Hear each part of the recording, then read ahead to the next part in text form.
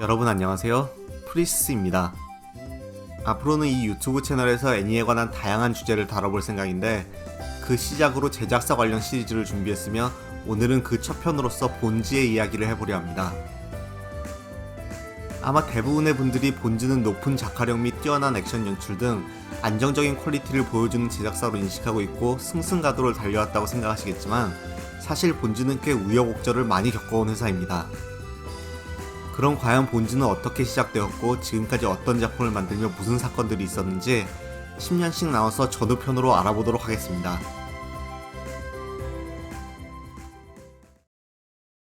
우선 본즈의 첫 작품은 카우보이 비밥이라고 알고 계신 분들이 많을 텐데 이는 절반은 맞고 절반은 틀린 이야기입니다. 실제로 본즈의 중심 멤버들이 카우보이 비밥을 만든 건 사실이며 극장판 역시 나중에 본즈가 제작하지만 일단 이는 어디까지나 선라이즈의 작품이기 때문입니다.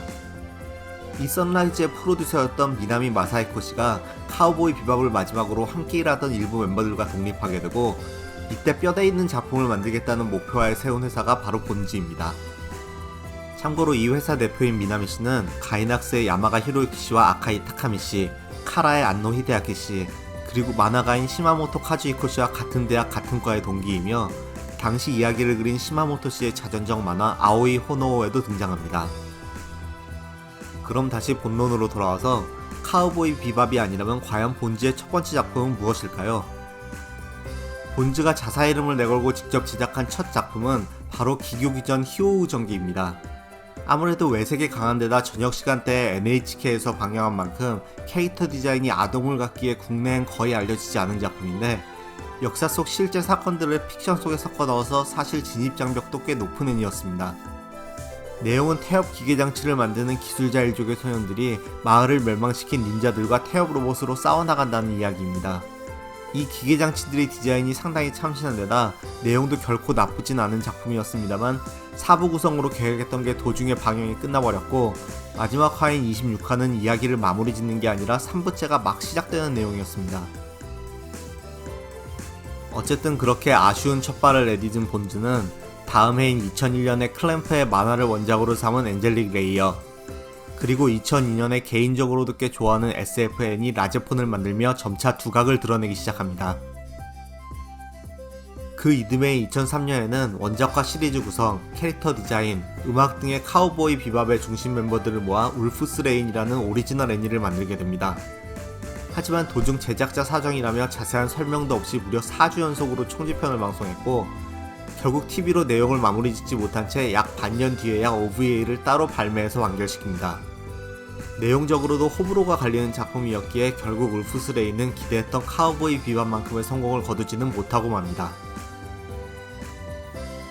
참고로 같은 해에는 스크랩드 프린세스도 제작됐는데 이는 본즈의 정말 몇 안 되는 라노벨 원작 애니 중 하나이며 나중에 같은 원작자의 관이 차이카도 본즈에서 제작하게 됩니다.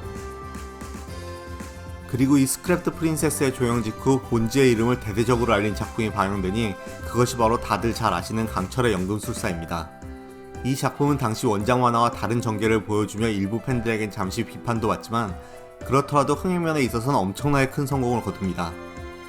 당시 코믹마켓에 참가한 적이 있는데 동인지 비율도 압도적이었고 어딜 봐도 강철 코스프레가 눈에 들어오던 게 인상적이었을 만큼 이 강철의 연금술사는 2003년을 대표하는 작품이 됩니다.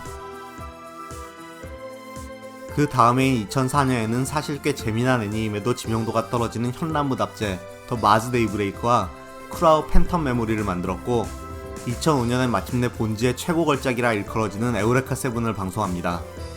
사실 지금이야 명작이라 불리지만 방영 전에는 누구누구 성공을 짐작하지 못했는데 메카닉 디자인의 카와모리 씨 정도를 제외하면 당시는 아직 유명하지 않던 멤버가 대부분이었기 때문입니다.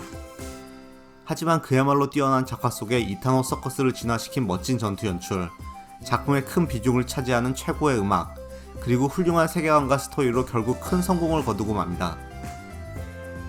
개인적으로 이 에우레카 세븐에서 특히 높게 평가하는 부분은 본즈의 도전 정신입니다. 이 작품은 성공이 불확실한 오리지널 애니임에도 처음부터 무려 50화로 만들어졌고 심지어 스트리밍도 거의 없던 시절에 사람들이 TV를 잘 안보는 일요일 아침 7시 방영이었습니다. 게다가 더 놀라운 건 30화까지가 프롤로그에 가깝고 본격적인 스토리가 전개되는 건 중후반이라 그나마 보던 시청자마저 떨어져 나가기 쉬운 구성이었다는 점입니다. 이런 리스크에도 불구하고 본즈는 이 애니의 성공을 믿고 전력을 다해 제작하였으며 그 결과는 모두가 아시는 바와 같습니다. 이후 3-4년간은 나름 안정기라 볼 수 있는데 방송 시간대 확보 문제가 발생했던 첨보임은 아야카시 아야시와 20년상의 딸처럼 묻히고 넘어간 작품도 있긴 했지만 라라의 순정 만화가 원작인 오랑고교 호스트부와 수왕성이 둘 모두 평균 6,000장 이상의 판매를 기록했고 약간 어두운 세계관의 오리지널 애니 다커 댄 블랙 또한 높은 평가를 이끌어내며 그 이상의 히트작이 됩니다. 이후에도 스컬맨과 소울이터 등의 제작을 거쳐 2009년에는 강철의 영문수사를 원작 내용에 충실하게 리메이크하는데 원반 판매량이 평균 3만 장을 넘긴 괴물이었던 전작에는 못 미치지만 그래도 평균 1만 장 이상 팔리며 충분히 높은 판매고를 기록합니다.